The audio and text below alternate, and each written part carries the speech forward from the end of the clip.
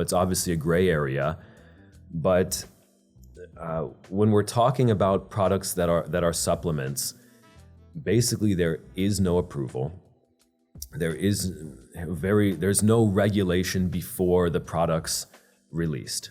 The way it works is a company needs to very clearly research the guidelines, see each ingredient of how much they can put in, how much they cannot put in, see which ones are allowed, which are all very available on the Japanese Ministry of Health's website. So you research all of these ingredients and you come up with your product that is non-medical or medical, and then you basically release it to the public. And then the way that it's regulated in any capitalist society is that once it's released, consumers can then take it back to the company, through the legal system if they think there's claims being made that are illegitimate, or people are getting sick from it, is basically how it works. And so when you're coming up with a pharmaceutical product or a supplement, basically the first decision you have to make is, should we make this product, should we design this product as a medical product or as a supplement? And I learned so much about this, but what's really unbelievable is that in many cases, a non-medical product can be stronger than a medical product. And you would never expect this, but if it's a medical product, the regulations are very strict. So for example, in our case, our products have a lot of amino acids and vitamins. And so if it's a medical product, there's very clear limitations on how much vitamin B you can put in it. And not for any particular reason, it's just vitamin B. It's something that's naturally in your body. Your body actually produces it naturally. But there are just very clear low limitations. On the other hand, if it's a non-medical product, there's basically no limitations on how much you can put on it, how much vitamins you can put in it, and sell it normally. So it's a really interesting topic. And whenever you're approaching the design for this type of product, you really have to design it from the beginning to fit into one of those categories. So the way you would do this is you go on the Ministry of Health's website. They've got very long, boring lists of every supplement and medical ingredient, so you would get the list of the ingredients you want to use, and then you just cross-reference those with the list of medical ingredients, the list of quasi-drug ingredients, and then the list of non-medical ingredients, and you see which ones you can use in each category.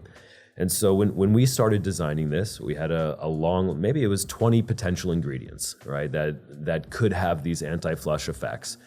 And just one by one, okay, this one is only for medical products. Okay, this one's allowed in supplements. Okay, this next one is only for quasi-drugs. And then we just started ticking them off the list and came up with a list. Okay, these 5 are okay for non-medical products. These 5 would work for a medical solution. And then, just basically started testing the non-medical ones on my friends. Yeah, is really what happened. They were the guinea pigs. Yeah, the poor guinea pigs. I mean, really, I feel there were some good and bad experiences, but I probably tested at seriously 200 times on my friends with varying degrees of non-medical combinations of non-medical ingredients. Okay, this combination seems to be working well. This combination did nothing. That's a surprise. So from the Japanese legal system, they will have guidelines as to all of these ingredients are authorized in Japan, and you can authorize each of those ingredients up to a certain kind of volume exactly in any given product. But there's no regulation as to you cannot combine this with this or this with this, and there's no requirement for you Basically to none, yeah. go through some sort of lab testing of potential side effects. That's right. Yeah. Okay, so you make this, you prepare this at home in your office, you mix the ingredients, try to add some flavoring and test it on your friends Yeah.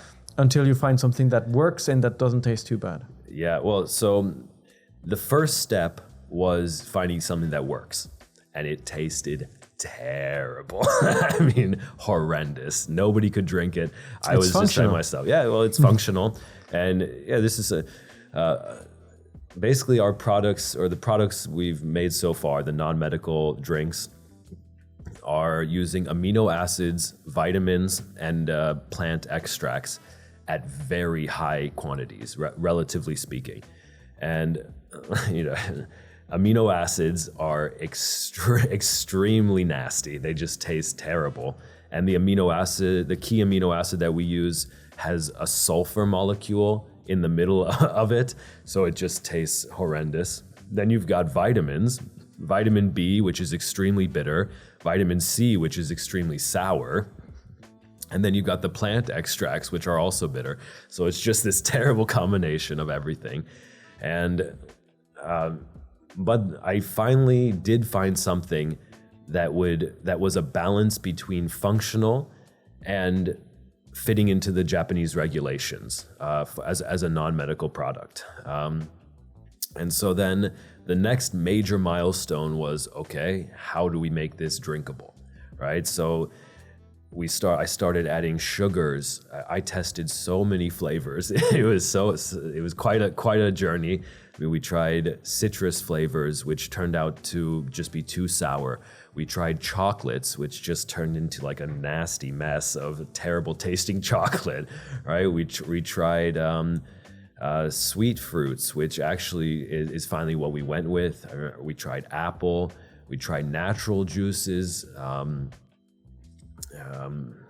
Right. A lot of trial and error. Artificial flavorings. We tried. At first, I was using only sugar to sweeten it, which actually is great at masking the flavors. But then you've got so much sugar in there that when you drink it, just the sugar itself almost makes you feel sick. And so we had to find a way to reduce that by using small amounts of artificial sweeteners.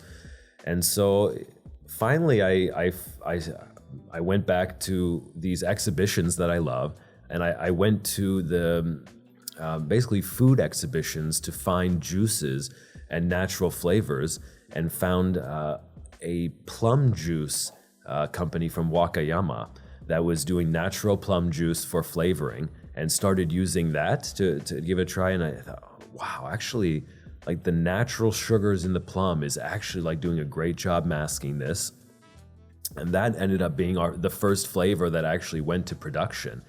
Was because we used the natural juice with a bit of plum flavoring on top, sugar, and some artificial sweeteners, all with this very scientific approach to masking the flavors. And I was able to research enough to maybe take that 90% of the way. But then I'm so fortunate because our factory was able to use their lab and their knowledge to take it that final 10% that made it actually consumable, actually like something we could sell on the market.